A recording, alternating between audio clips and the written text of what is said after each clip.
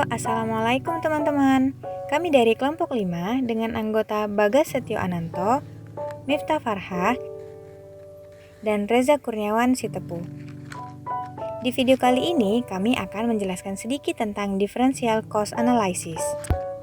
Nah, sebelum memulai video ini, saya dan teman-teman mengucapkan terima kasih yang sebesar-besarnya kepada Bapak Setiawan selaku dosen akuntansi biaya 2. Baiklah, langsung saja kita ke pembahasan. Yang pertama diawali dengan pengertian. Differential cost study merupakan analisis perbedaan biaya untuk pengambilan keputusan jangka pendek atau menentukan melakukan suatu proyek atau kegiatan jangka pendek. Nah, jadi di sini kita bakal menganalisis nih proyek mana yang akan kita ambil berdasarkan selisih cost-nya. Selanjutnya, kita harus tahu nih istilah apa aja yang ada di differential cost analysis. Yang pertama ada marginal revenue. Marginal revenue adalah revenue tambahan yang diperoleh dari suatu proyek atau kegiatan. Selanjutnya ada marginal cost. Marginal cost adalah cost untuk menyelesaikan suatu proyek atau kegiatan.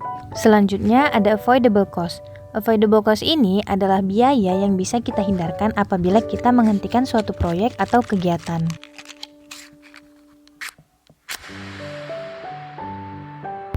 Differential cost dapat meliputi variable cost dan out-of-pocket cost. Out-of-pocket cost ini merupakan biaya yang kita keluarkan untuk memulai proyek tersebut. Di dalam differential cost tidak termasuk sunk cost, karena tidak bisa di-recover, contohnya cost dari mesin, atau allocated fixed cost karena tidak dipengaruhi oleh keputusan yang diambil, contohnya depresiasi gedung. Selain itu, sunk cost juga tidak relevan dengan keputusan jangka pendek. Selanjutnya ada opportunity cost. Opportunity cost ini merupakan revenue dari alternatif yang tidak dipilih. Oleh karenanya, opportunity cost ini harus dipertimbangkan. Selanjutnya ada imputed cost. Contohnya, goodwill turun jika mencemari lingkungan. Dalam hal ini, imputed cost juga harus dipertimbangkan.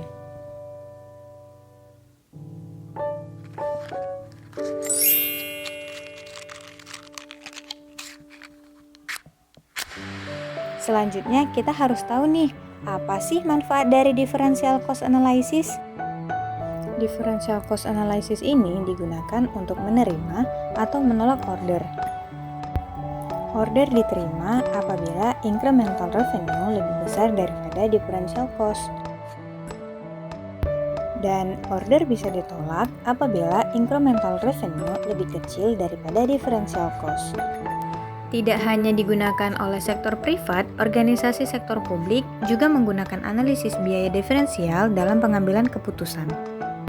Contohnya dalam memilih sewa atau membeli printer kantor, kemudian dalam memilih jasa kurir atau menggunakan ekspedisi untuk layanan persuratan. Selanjutnya, using flexible budget for differential cost analysis. Dapat dilihat pada contoh soal di tabel Gilbert Company flexible budget for differential rate of output, di mana 100.000 unit sama dengan 100% kapasitas normal. Pada tabel yang pertama, kapasitas nilai normalnya ada 60%, 80%, 100%, dan 120%. Total cost-nya 324.250, 423.400, 500.000, dan 594.800. Unit output-nya ada 60.000, 80.000, 100.000, dan 120.000. Average unit cost-nya yang 60% itu $5,4 didapat dari 324.250 dibagi 60.000, 80% ada $5,29, yang 100% $5, dan yang 120% $4,96. Kemudian differential cost totalnya 99.150, 76.600, dan 94.800. 99.150 didapat dari 423.400 dikurangi 324.250. Yang 76.600 didapat dari 500.000 dikurangi 423.400, dan yang 94.800 didapat dari 594.800 dikurangi dengan 500.000.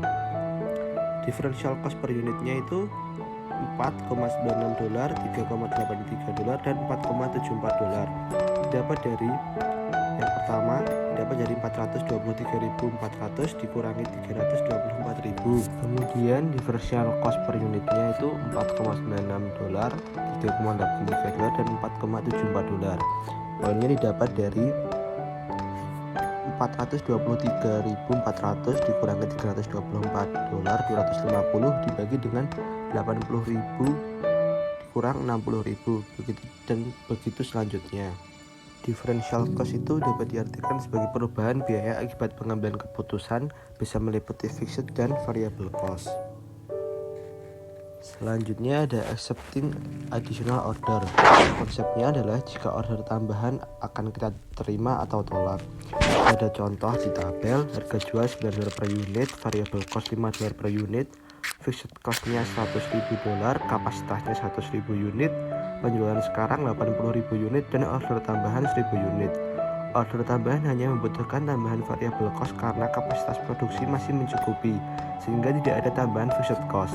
Jika order diterima, maka incremental revenue atau harga jual $9 lebih besar daripada differential cost yang $5, maka keputusan order akan diterima. Selanjutnya yaitu reducing price of special order. Konsepnya adalah jika ada yang order dengan menginginkan harga yang lebih murah, nanti order tersebut akan kita terima atau tidak. Contohnya yaitu seperti tabel berikut ini. Terdapat data-data seperti harga jual, direct material cost, direct labor cost, dan lain-lainnya. Namun, terdapat order tambahan sebanyak 100.000 unit dengan harga $6 per unitnya. Karena ada order tambahan tersebut, kita juga harus menyewa equipment tambahan seharga $10.000. Untuk menentukan keputusan apakah order tersebut kita terima atau tidak, pertama-tama kita harus menghitung differential cost-nya terlebih dahulu. Cara perhitungannya seperti tabel berikut ini. Setelah dihitung, total differential cost-nya sebesar $4,3 per unit. Nah, ternyata incremental revenue per unitnya lebih besar daripada differential cost per unitnya. Sehingga keputusan yang kita ambil adalah special order tersebut kita terima, karena akan menghasilkan incremental profit sebesar $170.000 yang dihitung dari $6 incremental revenue per unitnya dikurang $4,3 differential cost per unitnya dikali 100.000 unit tambahannya. Selanjutnya yaitu make or buy decision. Konsepnya adalah ketika kita membutuhkan sesuatu untuk mendapatkannya, apakah kita membuat atau membelinya. Contohnya yaitu seperti tabel berikut ini. Diketahui ketika kita membeli, harganya yaitu sebesar $5 per unit. Namun ketika kita membuat, terdapat data-data sebagai berikut. Direct material cost $1,8 per unit, direct labor cost $1,2 per unit, variable FOH $0,6 per unit, fixed FOH $1,8 per unit, dan sewa equipment tambahan seharga $7.200. Lalu unit yang diperlukan sebanyak 10.000 unit. Nah, untuk menentukan keputusan apakah kita membuat atau membelinya, pertama-tama kita harus menghitung differential cost per unit ketika kita membuatnya. Cara perhitungannya yaitu seperti tabel berikut ini.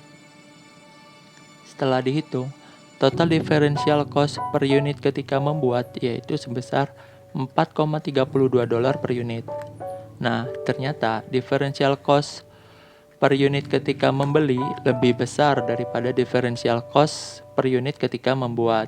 Sehingga keputusan yang diambil yaitu untuk membuat sendiri karena akan mendapatkan penghematan sebesar $6.800 yang dihitung dari $5 differential cost per unit ketika membeli dikurang $4,32 differential cost per unit ketika membuat dikali 10.000 unit yang diperlukan. Sekian pemaparan materi tentang differential cost analysis dari kelompok 5. Terima kasih sudah menonton video ini. Jangan lupa untuk di like dan di share ya.